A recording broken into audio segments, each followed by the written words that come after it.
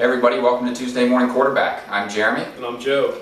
And this is just two dudes talking about football. A lot of stuff going on in the NFL this week.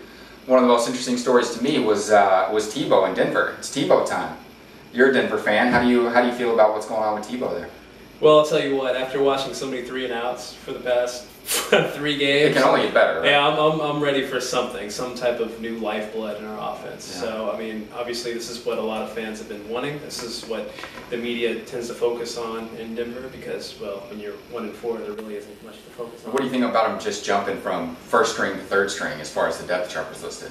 That's interesting because it's one of those things where, was John Fox or Elway or whoever made the decision to throw in Tebow, were they pressured by the fans? No, I don't think so. I think it was definitely John Fox made the decision, and I think that it was about energizing the team. And obviously Tebow's going to do that a lot more than Brady Quinn is going to do it. I mean, Brady Quinn left this week and went to visit his girlfriend in the hospital, right? So he's not even with the team. But, you know, I think Tebow brings a lot to the table that, other than technical skill. People always want to talk about his throwing motion and the technical skills that he's got. But you play with those intangibles. A game is about reacting in the intangibles and the passion and the attitude and everybody on the team and how they react to your playing. And I think Tebow is going to bring more of that to the team than Orton or Brady Quinn. Well, there's a lot to be said. I remember reading a while back that, you know, John Elway was, I don't know if you could say that he's the one that's probably, he could say it in a sense, he's the one that's probably the most against Tebow. Being the starting quarterback there in the sense that... Well, Tebow's is different from Elway. Well, Tebow believes that you need to be a pocket quarterback to win in this league.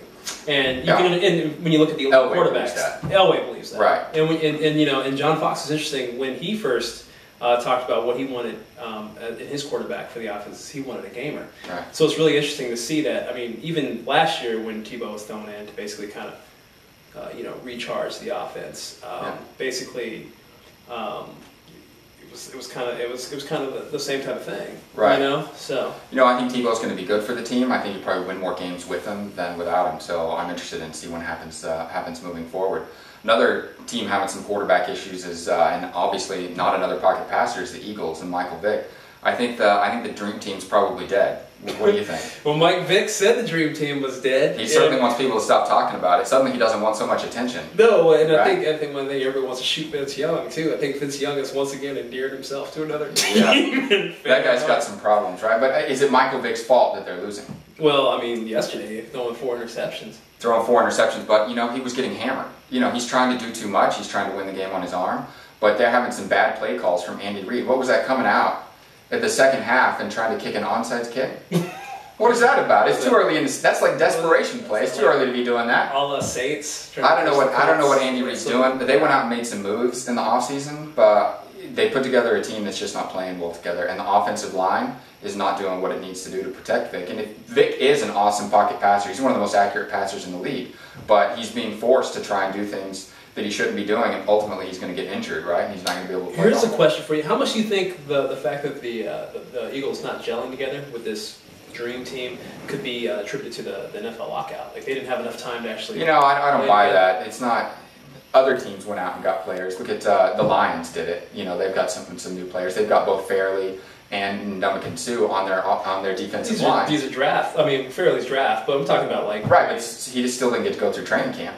Right. So, I mean, it all happened really fast for that team as well. But I think that the Eagles at 1-4, I think they'll be lucky to end up in third place in the NFC East, and their playoff hopes are probably dead. But like on the contrary too, like you would think that someone like Asamoah, who's regarded as one of the best corners in the league, but that's where I'm saying coaching is a problem because they're using him differently. He used to be a one-on-one shutdown corner, and now they're forcing him into that zone, and that zone is not shutting down the passing game as well as Asamoah can do it on his own as a shutdown corner, just taking a whole side of the field and being out of it. You're saying so Asamoah's better man-to-man? I'm saying he's better man-to-man, yeah.